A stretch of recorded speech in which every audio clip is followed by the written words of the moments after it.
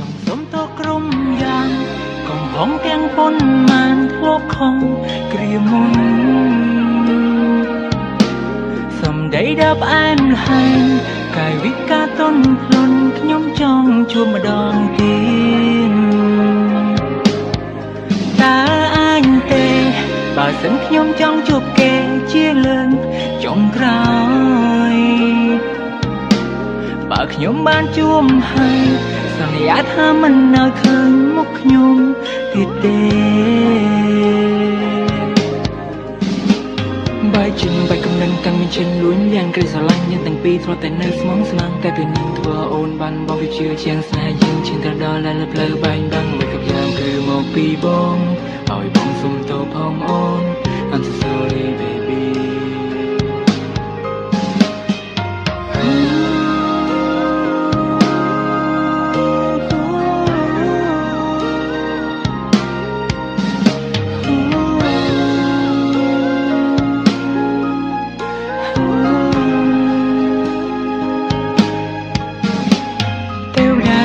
ខ្ញុំចង់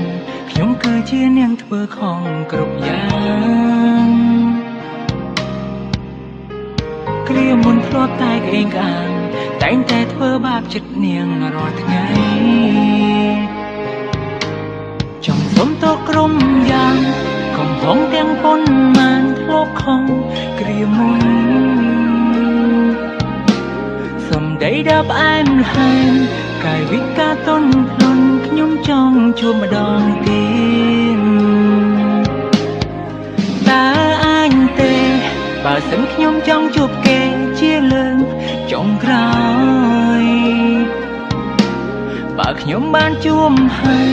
សន្យាថាមិននៅឃើញមុខខ្ញុំទៀតទេចង់សុំទោសក្រុមយ៉ាងកំហុងទាំងប៉ុន្មានធ្លាប់ខំគ្រាមុនសំដីណាប៉ែមល្ហែងកាយវិការទន់ភ្លន់ខ្ញុំចង់ជួបម្ដងទៀតតើអញទេបើសិនខ្ញុំចង់ជួបគេជាលើកចុងក្រោយបើខ្ញុំបានជួបហើយ